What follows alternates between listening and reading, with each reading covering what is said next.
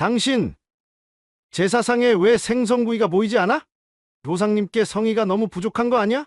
45년간 새벽 5시부터 혼자 준비해 왔는데 생선 하나 빠졌다고 이렇게 언성을 높여 화까지 낼 필요 있어요? 제사가 장난이야? 당신, 온 가족 앞에서 나를 창피하게 만들어? 그럼 직접 고기를 굽던가 지지던가 당신들 마음대로 하세요. 45년간 했으니까 난 이제 그만. 더 이상은 못하겠어요. 당신, 정신 나갔어? 방금 들으신 이 대화 어떠셨나요? 가슴이 답답하지 않으셨나요? 45년간 집안 제사를 혼자 준비해온 68세 박 계자님의 절절한 이야기입니다. 혹시 비슷한 경험 있으시죠? 새벽부터 밤까지 혼자 제사 준비하는 모습 너무 익숙하지만 그 마음은 몰랐던 것 같아요. 공감되신다면 구독과 좋아요, 알림 설정 부탁드려요. 여러분의 관심이 이런 진솔한 이야기를 더 전할 수 있는 힘이 됩니다. 45년 만에 내린 놀라운 결단, 과연 무엇일까요? 68세 박 계자 씨가 온 가족 앞에서 선언한 그 한마디가 모든 걸 바꿔놓았습니다. 끝까지 함께 해주실 수 있죠? 여러분의 마음도 함께 뛸 거예요. 제 이름은 박 계자입니다. 올해 68세이고 결혼한 지 45년이 되었어요. 45년이라는 긴 세월. 정말 긴 세월 동안 제가 뭘 했는지 아세요? 1년에 12번이나 제사 준비였어요. 오직 제사 준비만. 그것도 혼자서 말이에요. 저희가 종가집이거든요. 그래서 큰 명절뿐만 아니라 조상님들의 기일까지 매달 한 번씩은 꼭 제사가 있었어요. 설날, 추석, 할아버지 기일, 할머니 기일, 큰아버지 기일, 시아버지 기일. 손가락으로 세어봐도 정말 많았어요. 다른 집은 1년에 두세 번이면 끝나는데 저희는 매달이었어요. 매달 새벽부터 일어나서 장 보고 음식 준비하고 제사 지내고 뒷정리까지. 그 오랜 기간 단 한 번도 빠진 적이 없었어요. 처음 시집 와서는 몰랐어요. 이렇게 힘들 줄은. 시어머니께서 우리 집은 종가니까 제사가 좀 많아라고 하시더라고요. 그때는 그래도 얼마나 많겠어 했는데 정말 매달이었어요. 처음에는 시어머니와 함께 했어요. 시어머니께서 가르쳐 주시면서 이건 이렇게 하는 거야. 저건 저렇게 해야 해. 하나하나 배웠죠. 그때는 힘들어도 배우는 거니까 하고 참았어요. 그런데 시어머니가 돌아가신 후로는 정말 혼자였어요. 아무도 도와주지 않았어요. 남편은 당신이 알아서 해.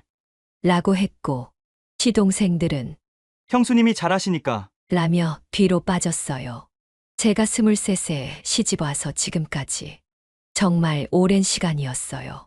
그 시간 동안 제가 뭘 했는지 돌이켜보면 제사 준비가 제 인생의 대부분이었던 것 같아요. 명절만 되면 가슴이 답답했어요. 보름 전부터 벌써 걱정이 시작되거든요. 그렇게 오랜 기간을 해왔지만 이제 몸도 마음도 지쳐서인지 부담이 가득해요. 시제 때는 사람들이 몇 명이나 올까? 음식은 얼마나 만들어야 하지? 또 식구들은 강 건너 불 보듯 무관심하겠지. 제사 준비할 때마다 준비부터 상차림까지 머릿속이 복잡해져요. 특히 추석이나 설날 같은 큰 명절은 정말 전쟁 같았어요. 3, 4일 전부터 준비를 시작해야 하거든요. 시장에 가서 장을 보고 나무를 다듬고 고기를 재우고 떡을 만들고 정말 숨 돌릴 틈이 없었어요. 제 마음 이해가 가실 겁니다. 그런데 가족들은 어떻게 했을까요? 남편은 고생하네라는 말 한마디 없이 항상 본인만 바쁜 듯 자기 일만 했어요. 종가집이라 조상이 물려주신 땅떼기 몇 마지기도 남편이 사업한다고 다 팔아먹고 이젠 허울만 좋은 종가집이라 넉넉지 않은 살림살이에 자주 다가오는 제사상 차림을 위한 경제적 부담도 모두 저 책임이었어요. 더구나 아들 재경이도 커갈수록 엄마가 하는 거니까 라며 관심을 보이지 않았어요. 제일 서러웠던 건 아무도 제가 얼마나 힘든지 알아주지 않는다는 거였어요. 제사가 끝나면 다들 수고했어요. 라는 말 한마디 하고 집에 가버려요. 그 한마디로 45년간의 고생이 정리되는 거죠. 가끔 친구들과 만나면 부러웠어요. 우리는 1년에 2번만 하면 되는데. 그 아는 말을 들으면 정말 부러웠어요. 왜 나만 이렇게 살아야 하나 싶었어요. 하지만 참았어요. 그 긴 세월을 참고 또 참았어요. 이게 내 운명이겠지. 종가집 며느리의 숙명이겠지 하면서요. 그런데 이제는 정말 한계에 다다른 것 같아요. 어제는 제가 45년 만에 처음으로, 정말 처음으로 안 하겠다라고 말했어요. 그것도 온 가족이 모인 제사상 앞에서 말이에요. 지금 생각해도 제가 어떻게 그런 용기를 냈는지 신기해요. 그동안 한 번도 큰 소리 낸 적이 없이 일만 조용히 했는데 그날은 정말 달랐어요. 그 긴 세월 동안 억누른 감정이 마음속에 가득 쌓여 있었나 봐요. 특히 며느리 보영이를 보면서요. 이 아이만큼은 제가 겪은 고생을 시키고 싶지 않았거든요. 이 아이는 공부도 잘했고 좋은 직장도 다니고 있는데 왜 우리 집에 시집 와서 시어머니가 겪은 똑같은 고생을 해야 하나요? 더구나 제 아들 재경이보다는 시어머니의 속마음을 헤아리 줄 아는 며느리였어. 항상 감사히 생각하고 있었어요. 그래서 조금씩 변화를 시도해보고 싶었어요. 아주 작은 변화라도 혹시 가족들이 제 마음을 이해해 줄까 싶어서요. 하지만 현실은 그렇지 않았어요. 오히려 더 심했죠. 어제 일어난 일이 결정적이었어요. 제사상에 평소보다 음식 하나가 적었다고 남편이 저에게 소리를 질렀어요. 가족들이 다 모인 자리에서 말이에요. 그 순간 저도 그동안 참았던 것이 폭발 직전이었으니까요. 그날 새벽 5시에 알람이 울렸어요. 조용히 일어나서 부엌으로 갔어요. 남편은 여전히 코를 골고 있었어요. 그 긴 세월을 같이 살면서 단 한 번도 새벽에 일어나서 저를 도와준 적이 없어요. 신혼 때나 젊은 시절에는 그래도 기대했었는데 이제는 포기했어요. 냉장고 문을 열고 어젯밤에 재워둔 고기를 꺼냈어요. 갈비찜용 갈비, 불고기용 소고기, 전과 탕거리 하나하나 정성스럽게 준비해 두었어요. 그리고 새벽부터 나물을 다듬기 시작했어요. 도라지, 고사리, 시금치, 숙주나물. 각각 손질하는 방법이 달라서 하나하나 정성이 들어가는 일이지요. 이젠 손목이 아파요. 요즘 들어 더 심해졌어요. 그 긴 세월 동안 똑같은 동작을 반복하다 보니까 의사 선생님께서 손목 터널 증후군이 생겼다고 하시더라고요. 병원에서는 무리하지 마세요라고 하는데 무리하지 않을 수가 있나요? 그리고 이젠 허리도 끊어질 것 같아요. 하루 종일 서서 요리하고 설거지하고 또 요리하고 앉을 틈이 없어요. 가끔 잠깐 앉으려고 하면 또 할 일이 생겨요. 오전 8시쯤 되니까 아들 재경이한테서 전화가 왔어요. 엄마, 회사에 급한 일이 생겨서 늦게 갈 것 같아요. 보영이만 먼저 보낼게요. 또 그 소리예요. 집안 행사가 있을 때마다 들어온 똑같은 말이에요. 항상 회사 일이 급하대요. 가족보다는 회사 일이 더 중요한가 봐요. 재경아, 그래도 내일은 추석인데. 엄마, 이해해 주세요. 정말 중요한 일이에요. 오후 6시에 직장에서 퇴근한 며느리 보영이가 왔어요. 이 아이를 보면 마음이 아파요. 임신한 지 몇 개월 되지 않았는데 제사 준비를 도우려고 출근복 입은 채로 달려왔어요. 어머니, 뭐 도울 일 없어요? 보영아, 괜찮아. 거의 다 했어. 너는 좀 쉬어. 이 아이가 입덧으로 심하게 고생 중인데 음식 냄새만 맡아도 토하곤 해서 마음이 쓰였어요. 오래전 아들 재경이를 임신했을 때 저도 입덧이 너무 심하여 10개월 내내 너무 힘이 들었던 기억이 아직도 생생해서 며느리는 쉬라고 했어요. 그래도 제가 뭔가 도울게요. 정말 괜찮아. 보영이는 몸 생각해야지. 오후 늦게 남편이 들어왔어요. 어디 갔다 왔는지 술 냄새가 나더라고요. 피곤하다. 좀 쉬어야겠어. 그리고는 방에 들어가 버렸어요. 제사 준비는 눈꼽만큼도 돕지 않으면서요. 여보, 이것 좀 도와주세요. 그런 건 당신이 하는 거 아니야? 나는 제사 지내면 되는 거고. 집안일은 남자가 하는 것이 아니라는 똑같은 말을 들었어요. 처음에는 그런가 보다 했어요. 돌아가신 시아버지도 그렇게 하셨으니까 집안 분위기라고 생각하고 묵묵히 일만 했어요. 하지만 이제는 세상이 달라졌는데 왜 제사를 지내는 건 남자들이고 준비는 다 여자가 해야 하는 거죠. 왜 하루 종일 고생해서 준비한 제사상 앞에서 절을 올리는 건 남자들 뿐이고 여자들은 뒤에서 숨죽이며 서 있어야 하는 건가요? 오후 4시에 재경이 삼촌한테서 전화가 왔어요. 형수님, 우리 좀 늦을 것 같아요. 아이들 학원에서 돌아오면 챙겨서 다 같이 갈게요. 또 핑계예요. 제사상 차릴 때마다 들어온 똑같은 핑계들이에요. 바쁘다, 멀다, 애들 때문에 온갖 핑계를 다 대요. 오후 7시가 다 되어서야 가족들이 모이기 시작했어요. 아들 재경이도 그제야 왔어요. 회사 일이 그렇게 급했다면서 얼굴에는 취기가 조금 있었어요. 시누이, 시동생, 동서들도 하나둘 왔어요. 그것도 빈손으로요. 집안 대소사나 행사 때 식구들이 모이면 어느 누구 하나 뭔가 들고 온 적이 없어요. 제사상에 올릴 과일 하나, 음식 하나 사온 적이 없어요. 3, 4, 5 모여서 맛있게 식사 후 겨우 한다는 소리가 형수님, 고생 많으셨어요. 언니 고생 많으셨어요.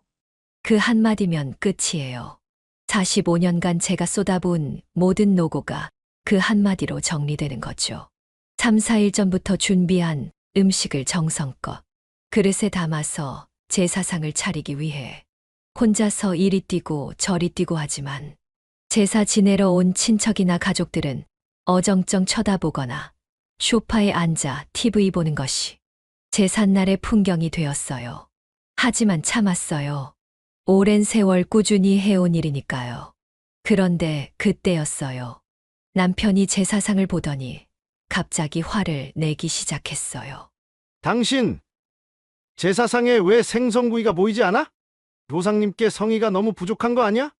남편의 목소리가 거실 전체에 울렸어요. 가족들이 모두 저를 쳐다봤어요. 제가 뭔가 큰 잘못이라도 한 것처럼요. 생선구이. 맞아요. 평소보다 하나 덜 만들었어요. 작은 변화를 시도해보고 싶어서요. 새벽 5시부터 혼자 준비해 왔는데 한 가지 빠뜨렸다고 이렇게 화까지 낼 필요 있어요? 제 목소리가 떨리고 있었어요. 하지만 말을 멈출 수가 없었어요. 제사가 장난이야? 온 가족 앞에서 나를 창피하게 만들어? 창피하다고요? 나는 새벽부터 밤까지 혼자 준비한 제사인데 음식 하나 빠졌다고 창피하다는 말인가요? 제 목소리가 떨리고 있었어요. 하지만 멈출 수가 없었어요. 그동안 삼켜왔던 모든 말들이 쏟아져 나왔어요. 당신은 지금껏 제사 때 뭘 했어요? 절 몇 번 올리고 끝이잖아요. 그게 다예요. 장 보는 것도, 음식 만드는 것도, 설거지하는 것도, 새벽에 일어나서 나물 다듬는 것도, 하루 종일 서서 요리하는 것도 다 제가 했어요. 시동생과 시누이가 웅성거리기 시작했어요. 언니가 왜 저래? 너무 나가는 거 아니야. 하는 수군거림이 들렸어요. 마치 제가 잘못이라도 한 것처럼 말이에요. 그런데 정말 기가 막힌 건 그 다음이었어요. 시누이 수님이가 끼어들었어요. 언니, 그래도 이건 너무하잖아요. 제사상에 음식이 빠지면 어떡해요? 우리 아버님이 얼마나 실망하실까요? 저는 그 순간 정말 기절할 뻔했어요. 단 한 번도 제사 준비에 손가락 하나 까딱하지 않고 3, 4, 5 모여서 이야기 꽃만 피우면서 음식 한 가지 빠졌다고 저를 나무라는 거예요. 고모, 그 아버님이라는 분도 당신 아버지잖아요? 그때 또 시동생 민수가 말했어요. 형수님, 그래도 너무 심하게 말씀하시는 거 아니에요? 우리도 나름대로 바쁘고. 바빠요? 그럼 저는 안 바빴나요? 지금껏 저도 일하고 아이 키우고 시부모님 모시고 살면서 아시다시피 혼자 제사 준비했는데 그런 말이 나와요? 삼촌은 명절 때마다 늦게 도착해서는 식사 후 밥숟갈 내리자 마자 동서 친정에만 가잖아요. 우리 집엔 얼굴 비추기도 힘들어하면서 무슨 바쁘다는 소리만 해요. 그런데 더 화가 난 건 아들 재경이의 반응이었어요. 제가 길러준 아들이, 제 뱃속에서 나온 아들이 한 마리. 엄마, 아빠가 화내실 만해요. 제사는 정성이 중요한 건데. 정성. 새벽 5시부터 일어나서 시장에 가서 장을 보고 하나하나 정성스럽게 음식을 만드는 게 정성이 아니라는 말인가요? 그동안 단 하루도 빠지지 않고 준비한 게 정성이 아니라는 말인가요? 그 순간 정말 온몸이 떨렸어요. 분노로, 억울함으로, 서러움으로. 이 사람들이 정말 제 가족이 맞나 싶었어요. 재경아, 너는 내 아들이잖아. 내 엄마가 얼마나 힘들었는지 정말 모르겠니? 재경이 너 한 번도 엄마 힘드시죠? 엄마, 우리가 도와드릴게요라는 말 해본 적 있어. 재경이가 당황하는 게 보였어요. 그저 엄마니까 당연히 하는 거라고 생각했겠죠. 재경아, 너도 회사 일 바쁘다고 늦게 와서 밥만 먹고 가잖아. 그런데 남편이 정말 화를 내더라고요. 얼굴이 새빨갛게 되어서는 그만해. 제사 지내는 날에 무슨 말이 이리 많아? 여자가 조상님 앞에서 이러는 게 말이 돼? 조상님 앞에서요? 조상님이라는 분들도 다 사람이었잖아요. 그때 며느리 보영이가 조용히 제 곁으로 왔어요. 이 아이만이 제 마음을 알아주는 것 같았어요. 어머님, 괜찮으세요? 너무 노여워 마세요. 보영이의 걱정스러운 눈빛을 보니까 오히려 더 화가 났어요. 이 착한 아이까지 걱정하게 만들고 싶지 않았거든요. 보영아, 미안해. 이런 모습 보여줬어서. 그런데 보영아, 꼭 기억해. 너만큼은 절대 이런 고생시키고 싶지 않아. 내가 이렇게 하는 이유가 바로 너 때문이야. 그 말을 듣고 남편이 더 화를 냈어요. 보영이는 며느리로서 당연히 해야 할 일이야. 시집온 며느리가 시댁 제사 돕는 게 당연한 거 아니야? 당연하다는 게 뭐예요? 왜 여자라서, 며느리라서 당연히 해야 해요? 그런 건 원래 여자가 하는 거야. 예전부터 내려온 전통이야. 시집온 며느리가 시댁 제사를 돕고 제사 물려받는 것이 당연한 거 아니야? 지금이 어느 시대인데 여자라서라고 이야기하는 거예요? 시대가 바뀌었어요. 이제는 남녀가 같이 해야 하는 시대라고요. 시대가 바뀌어도 예의는 지켜야지. 집안 어른으로서 당연히 해야 할 일을 왜 이렇게 악다구를 써? 악다구라고요? 그리고 항상 저 혼자 모든 걸 감당하게 하는 게 예의인가요? 그때 정말 폭발했어요. 오랫동안 꾹 누르고 참아왔던 모든 감정이 한 번에 터져 나왔어요. 그래요. 당신 직접 고기를 굽던가 지지던가 당신들 마음대로 하세요. 시어머니 돌아가시고 지금껏 혼자 해왔으니까 이제 그만. 더 이상은 못하겠어요. 당신 정신 나갔어? 정말로 안 할 거예요. 이제부터 절대 안 해요. 그 순간 제 마음속에 울분이 한꺼번에 튀어나온 듯하였고 45년간 갇혀있던 새가 드디어 새장문을 연 것처럼 하고 싶은 말을 다 해버렸어요. 그리고 제사상에 있던 모든 음식들을 다시 한번 바라봤어요. 새벽부터 온 정성을 다해 준비한 것들. 하지만 이제 더 이상은 아니에요. 이 제사상이 마지막이에요. 다음부터는 절대 저 혼자 준비 안 할 거예요. 가족들이 모두 멍하니 저를 쳐다봤어요. 아마 믿어지지 않았을 거예요. 한 번도 이렇게 큰 소리 낸 적 없었으니 모두 놀라는 표정이었어요. 제가 이렇게 단호하게 말하는 제 자신도 놀랐으니까요. 이런 말이 제 입에서 나오다니. 남편이 얼굴을 붉히며 소리쳤어요. 당신 지금 정신이 나간 거야? 제사를 안 한다고? 제사를 안 한다는 게 아니에요. 제가 혼자 제사 준비를 이제부터는 안 한다는 거예요. 하고 싶으면 당신들이나 하세요. 그 순간 제 마음이 얼마나 시원했는지 몰라요. 그 긴 세월 동안 목구멍에 걸려있던 가시가 빠진 것 같았어요. 그럼 누가 음식을 만들어? 모르겠어요. 당신이 만들든지, 재경이가 만들든지, 삼촌네가 와서 만들든지, 다 같이 돌아가면서 하든지, 저는 이제 정말 모르겠어요. 신우이 순임이가 황당하다는 표정으로 말했어요. 언니, 그럼 우리가 어떻게 해요? 우리는 요리를 잘 모르는데. 저도 시집 올 때는 요리를 몰랐어요. 어머니 돌아가시고 혼자 배우면서 했어요. 모두들 배우세요. 저처럼 말이에요. 하지만 언니는 큰 며느리니까. 그 말을 듣는 순간 정말 웃음이 나왔어요. 비참한 웃음이었지만요. 큰 며느리라서 뭐가 달라요? 큰 며느리라서 평생 혼자 고생해야 해요? 그런 법이 어디 있어요? 나도 사람이에요. 아들 재경이가 당황스러운 얼굴로 말했어요. 엄마, 그래도 갑자기 이러시면 우리도 어떻게 해야 할지. 갑자기? 재경아, 갑자기가 아니야. 엄마가 그동안 많이 참았다가 이제야 말하는 거야. 엄마도 사람이야. 엄마도 이제 늙어서 힘들어. 그 순간 제 목소리가 떨렸어요. 눈물이 핑 돌았지만 참았어요. 더 이상 약한 모습 보이고 싶지 않았거든요. 그런데 문득 이런 생각이 들었어요. 어쩌면 제가 너무 오랫동안 참기만 했던 게 아닐까. 아무 말 없이 묵묵히 해내면서 이 사람들이 이게 당연한 일이라고 생각하게 만든 건 아닐까. 제가 한 번도 불평 한 번 없이 해왔으니까. 이 사람들도 엄마가 제사 준비하는 게 당연하다고 여겼겠죠. 그때 며느리 보영이가 조용히 다가와서 말했어요. 어머니, 저도 도울게요. 어머니 혼자 하시지 마세요. 남편이 소리를 질렀어요. 당신이 뭘 안다고? 집안 전통을 당신 마음대로 바꿔? 전통이요. 집안 행사를 항상 한 사람만 고생시키는 게 전통이에요. 그런 전통이라면 바꿔야죠. 바뀌어야 해요. 그리고 저는 부엌으로 걸어갔어요. 매일매일 둘렀던 그 앞치마를 천천히 풀었어요. 그리고 식탁 위에 가만히 놓았어요. 이제 끝이에요. 정말 끝이에요. 그 앞치마를 내려놓는 순간 정말 모든 게 끝난 것 같았어요.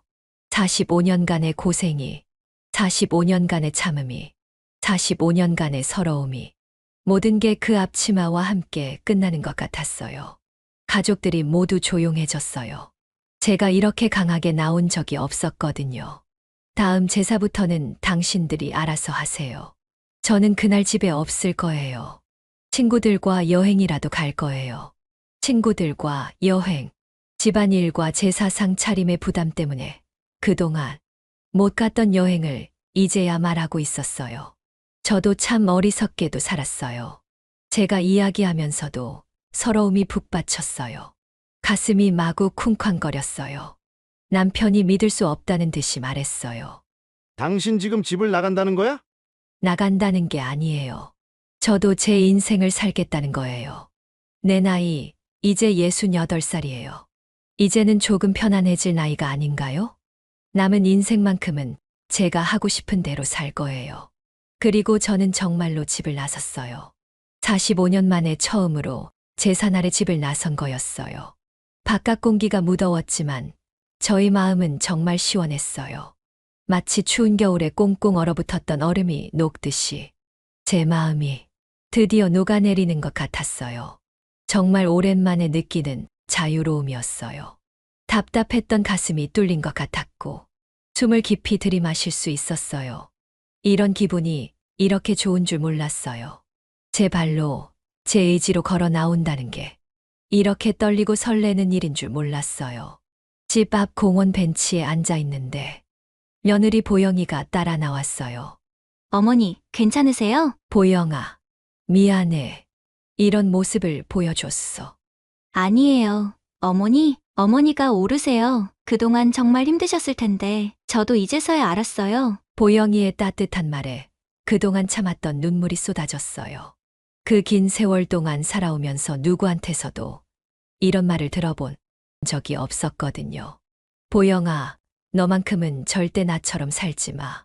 그런데 어머니도 너무 혼자 고생하지 마세요. 저도 도울게요. 남편에게도 잘 이야기할게요. 제가 며느리는 정말 잘 본 것 같았어요. 유일하게 제 마음을 알아주는 며느리니까요. 집에서는 아직도 서로 웅성거리고 있을 거예요. 아마 제가 없어진 지금 누가 설거지를 할지, 누가 정리를 할지 서로 미루고 있을 것이 분명해요. 하지만 이제 제 문제가 아니에요. 45년간 혼자 해왔으니까 이제는 그들이 해야 할 차례예요. 핸드폰이 울렸어요. 남편이었어요. 하지만 저는 핸드폰을 꺼버렸어요. 오늘만큼은 아무의 말도 듣고 싶지 않았어요. 무더운 여름밤이었지만 마음은 상쾌했어요. 45년 만에 처음으로 제 마음대로 행동한 날이었거든요. 며느리 보영이와 함께 근처 카페에 들어가서 차가운 아이스 커피를 마셨어요. 제사날에 처음으로 마시는 여유로운 커피였어요. 에어컨 바람이 시원하게 불어와도 제 마음의 시원함에는 비할 바가 아니었어요. 이런 작은 자유가 이렇게 소중한 줄 몰랐어요. 더 이상 혼자 모든 걸 감당하지 않을 거야. 그날 밤 집에 돌아왔을 때 부엌은 난장판이었어요. 아무도 설거지를 하지 않았고 제사 음식들은 그대로 남아 있었어요. 하지만 저는 치우지 않았어요. 시집 와서 처음으로 제사 뒷정리를 하지 않았어요. 다음 날 아침 남편이 조심스럽게 말했어요. 당신. 어제는 좀 심하지 않았나? 아니에요. 어제가 진짜 제 마음이었어요. 앞으로도 제사 준비는 다 같이 해야 해요. 저 혼자는 절대 안 할 거예요. 그 말을 할 때 제 목소리에는 전에는 느껴보지 못했던 확신이 담겨 있었어요.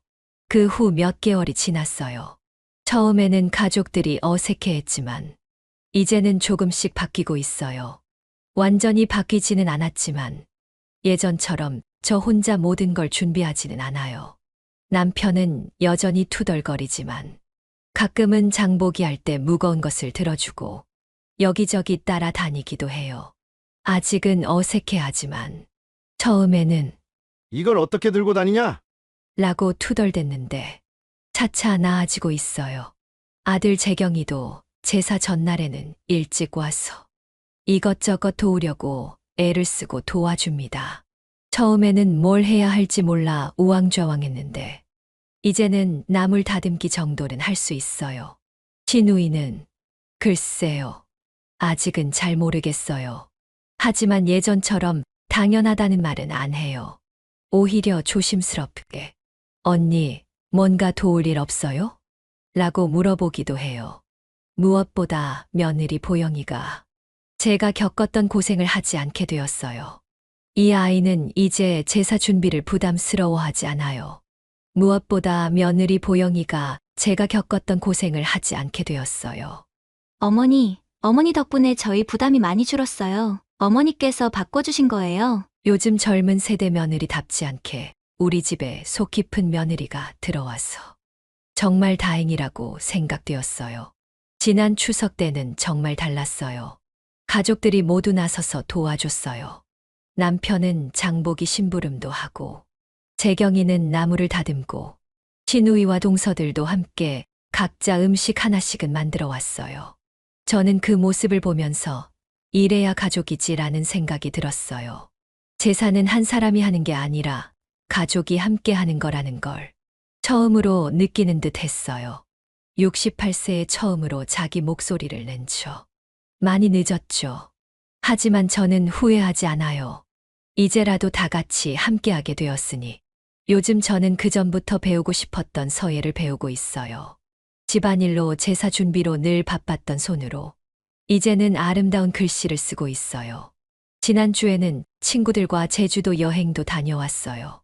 그동안 마음의 여유가 없어서 한 번도 떠나지 못했던 여행을 정말 꿈만 같았어요. 지난달에는 며느리 보영이가 건강한 아들을 낳았어요. 제 손자가 태어난 거죠. 그 아이를 보면서 생각했어요. 이 아이가 자랄 때는 가족이 함께하는 제사를 보고 자랄 거라고요. 그것만으로도 제가 용기를 낸 보람이 있었어요. 항상 다른 사람들을 위해 살았으니까 이제는 저를 위해 살 권리가 있잖아요. 남은 인생만큼은 제가 원하는 대로 살 거예요. 이야기를 들어주신 모든 분들께 감사드립니다.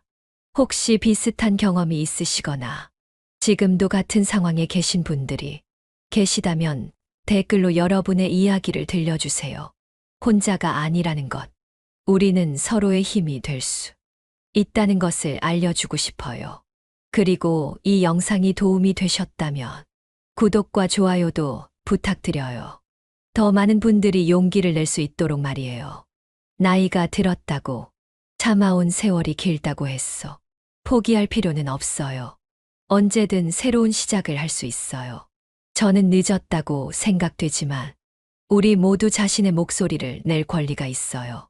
혹 저와 같은 소갈이를 하시는 분이 계신다면 우리 함께 용기를 내어봐요.